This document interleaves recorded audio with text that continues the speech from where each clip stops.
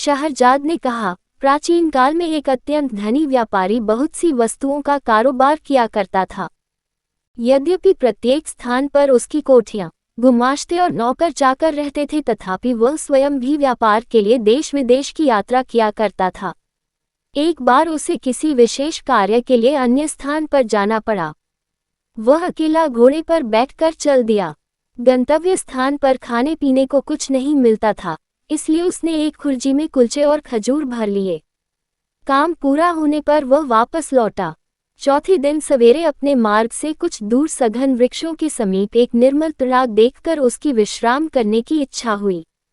वह घोड़े से उतरा और तालाब के किनारे बैठकर कुलचे और खजूर खाने लगा। जब पेट भर गया तो उसने जगह साफ करने के लिए खजूरों की गुठलियां इधर उधर फेंक दी और आराम करने लगा। इतने में उसे एक महाभयंकर दैत्य अपनी ओर बड़ी सी तलवार खींचे आता दिखाई दिया। पास आकर दैत्य क्रोध से गरज कर बोला, इधर आ, तुझे मारूंगा। व्यापारी उसका भयानक रूप देखकर और गर्जन सुनकर कांपने लगा और बोला, स्वामी, मैंने क्या अपराध किया है कि आप मेरी हत्या कर रहे हैं? दैत्य ने कहा, तूने मेरे पुत्र की हत्या की है, मैं तेरी हत्या करूंगा। व्यापारी ने कहा, मैंने तो आपके पुत्र को देखा भी नहीं, मैंने उसे मारा किस तरह? दैत्य बोला, क्या तू अपना रास्ता छोड़कर इधर नहीं आया? क्या तूने अपनी झोली से निकालकर खजूर नहीं खाए और उनकी गुठलियां इधर उधर नहीं फेंकी? व्यापारी ने कहा, आपकी बातें ठीक हैं, मैंने ऐसा ही किया है। दैत्य ने कहा, जब तू गुठलियां फेंक रहा था तो इतनी जोर से फेंक रहा था कि एक गुठली मेरे बेटे की आंख में लगी और बेचारे का उसी समय प्राणांत हो गया। अब मैं तुझे मारूंगा। व्यापारी बोला, स्वामी, मैंने आपके पुत्र को जानबूझकर तो मारा नहीं है। फिर मुझसे जो भूल हो गई है उसके लिए मैं आपके पैरों पर गिरकर क्षमा मांगता हूँ।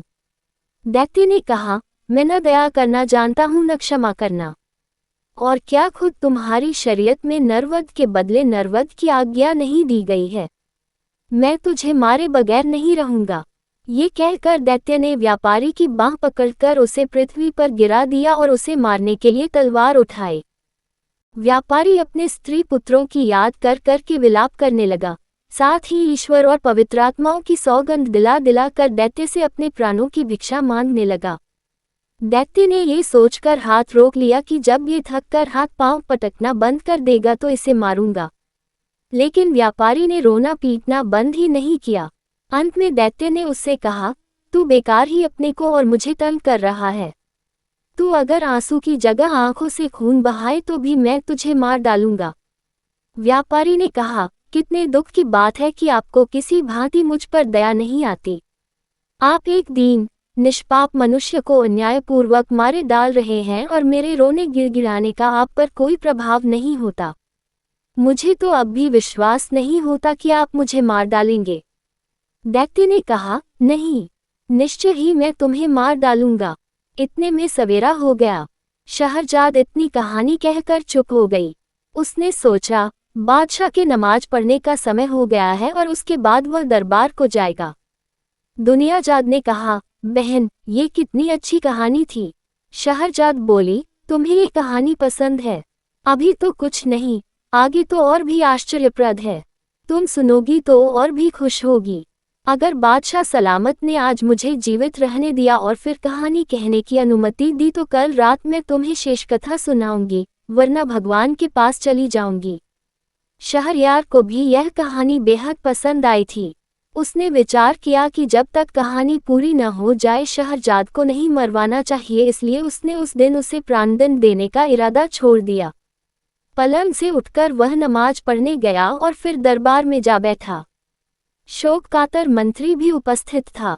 वह अपनी बेटी का भाग्य सोचकर सारी रात न सोया था। वह प्रतीक्षा में था कि शाही हुक्म हो तो मैं अपनी बेटी को ले जाकर जल्लाद के सुपुर्द करूं। किंतु उसे ये देखकर आश्चर्य हुआ कि बादशाह ने यह अत्याचारी आदेश नहीं दिया। शहरयार दिन भर राजकाज में व्यस्त रहा और रात को शहरजाद के साथ सो रहा। एक घड़ी रात रहे दुनियाजाद फिर जागी और उसने बड़ी बहन से कहा कि यदि तुम सोई नहीं तो वह कहानी आगे कहो।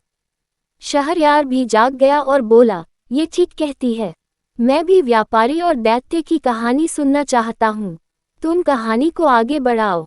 शहरजाद ने फिर कहना शुरू किया। जब व्यापारी ने देखा कि दैत्य मुझे किसी प्रकार जीवित न छोड़ेगा तो उसने कहा, स्वामी, यदि आपने मुझे वध्य मच ही लिया है और किसी भांति भी मुझे प्राण दान देने को तैयार नहीं है तो मुझे इतना अवसर तो दीजिए कि मैं घर जाकर अपने स्त्री पुत्रों से विदा ले लूं और अपनी संपत्ति अपने उत्तराधिकारियों में बांट आऊं ताकि मेरे पीछे उनमें संपत्ति को लेकर लड़ाई झगड़ा न हो।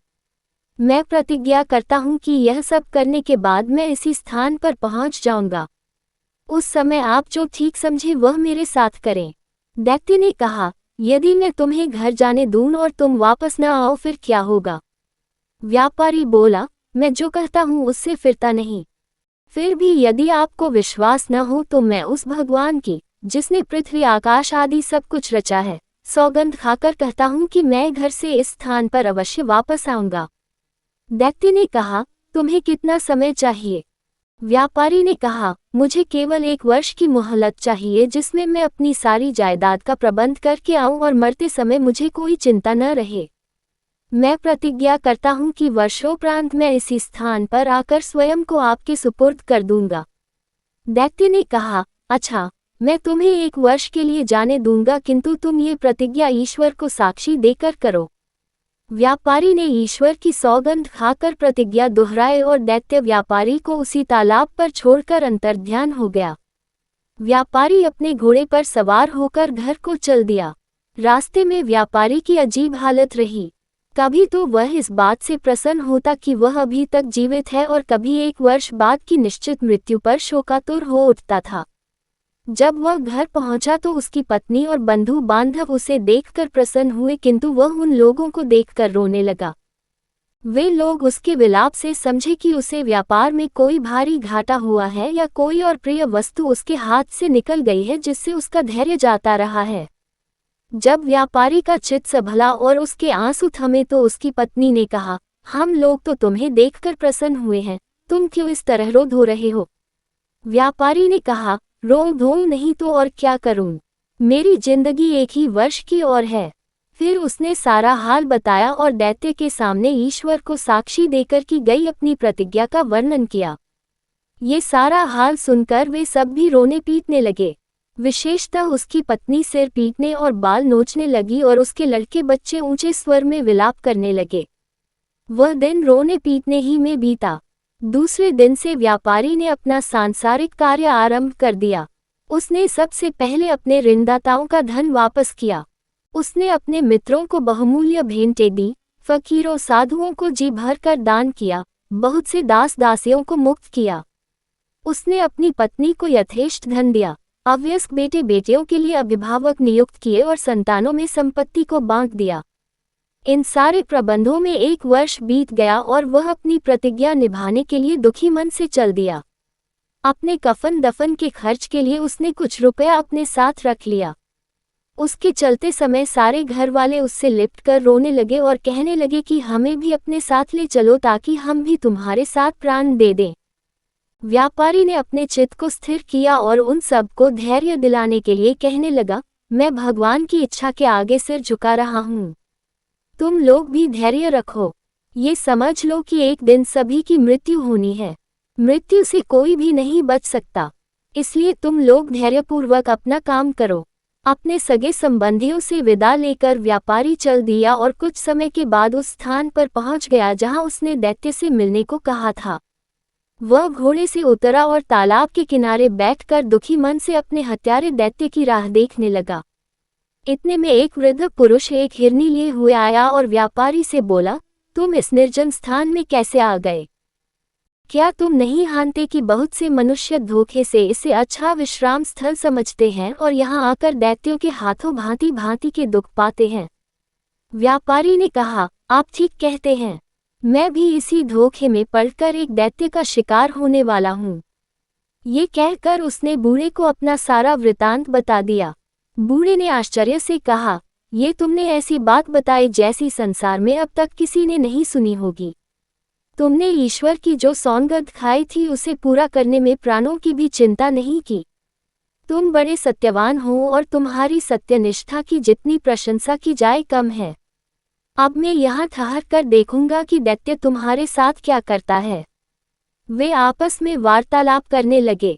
इतने ही में एक और वृद्ध पुरुष आया जिसके हाथ में रस्सी थी और 2 काले कुत्ते उस रस्सी से बंधे हुए थे। वह उन दोनों से उनका हालचाल पूछने लगा। पहले बूढ़े ने व्यापारी का संपूर्ण वृतांत कहा और यह भी कहा कि मैं आगे का हालचाल देखने यहाँ बैठा हूँ। दूसरा बूढ़ा भी यह सब सुनकर आश्चर्यचकित हुआ और वहीं बैठकर दोनों से बातें करने लगा। कुछ समय के उपरांत एक और बूढ़ा एक खच्चर लिए हुए आया और पहले 2 बूढ़ों से पूछने लगा कि यह व्यापारी इतना दुखी होकर यहाँ क्यों बैठा है। दोनों ने उस व्यापारी का पूरा हाल कहा। तीसरे वृद्ध पुरुष ने वहां ठहरकर इस व्यापार का अंत देखने की इच्छा प्रकट की, अतः वह भी वहां बैठ गया। अभी तीसरा बूढ़ा अच्छी तरह सांस भी नहीं ले पाया था कि उन चारों व्यक्तियों ने देखा कि सामने के जंगल में एक बड़ा गहन धूम्रपुंज उठ रहा है।